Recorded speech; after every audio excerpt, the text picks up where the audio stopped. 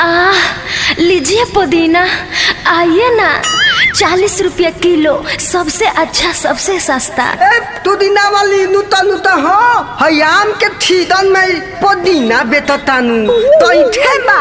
अरे कौना घर के हईस रे, बड़ी बोलता रे।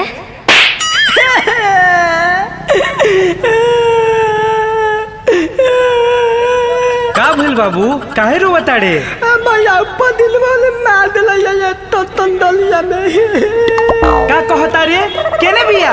देता भैया आइल बाली देते तो दीना बाला तुम दोल बाला चीतन बाली होती ना बाला तुम दोल बाला चीतन।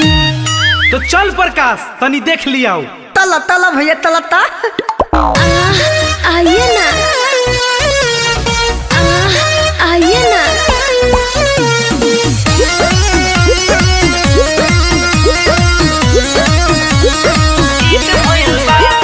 देखी हरी हरी हमर बनल बाजार बा, लेबे खातिर लाइन में लोगवा हजार बा। देखी हरी हरी हमर बनल बाजार बा, लेबे खातिर लाइन में लोगवा हजार बा। कि हमर ताजा माल दिल सबके जीत गइल बा। ए पुदीना वाली बोला हमके, हाँ हाँ आम के बोला आम के सीजनवा में कैसे पुदीना तोहर हिट भइल बा। बोला आम के सीजनवा में कैसे पुदीना तोहर हिट भइल बा। देखो बोलबा जादे, हमार माल सालों भर ताजे रहेला, यही चलते हिट बा। ए भैया तो ले ला हो।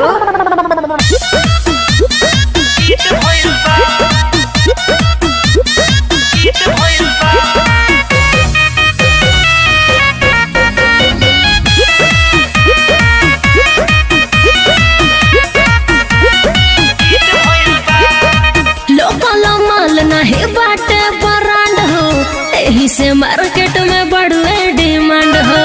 बड़ुआ भी तू काचे कली हो, यही से घूमता रू गली गली हो।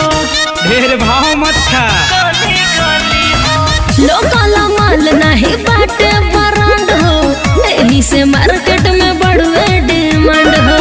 बड़ुआ भी तू काचे कली हो, यही से घूमता रू गली गली हो।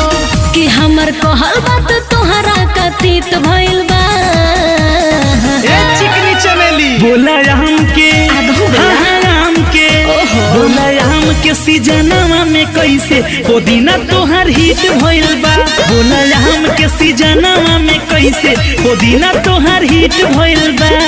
ना सुधरबो, लेवे के बात लो आ ना तो जा, ग्राहक मत भड़कावो।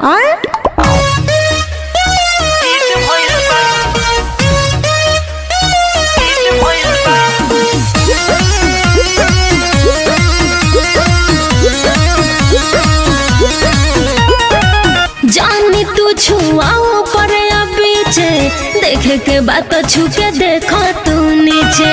जबल ना देखम हाथे से टोके, कैसे कहम तो हर चीज बाटे यो के। बिना छुले पता कैसे चली। जानी तू छुआओ पर या पीछे, देखे के बात छू के देखो तू नीचे। जबले ना देखम हाथे से टोके, कैसे कहम तो हर चीज बाटे यो के। कि मनु मानिस के गुस्सा अब मिट गइल बा। अरे ओ हसीना बोला हमके, हाँ हाँ हमके बोला हमके सीजनवा में कैसे पुदीना तोहर हिट भइल बा। बोला हमके सीजनवा में कैसे पुदीना तोहर हिट भइल बा। अरे कलजुग बाए बाबू, कुछ हिट हो सकेला। ठीके कहता रू।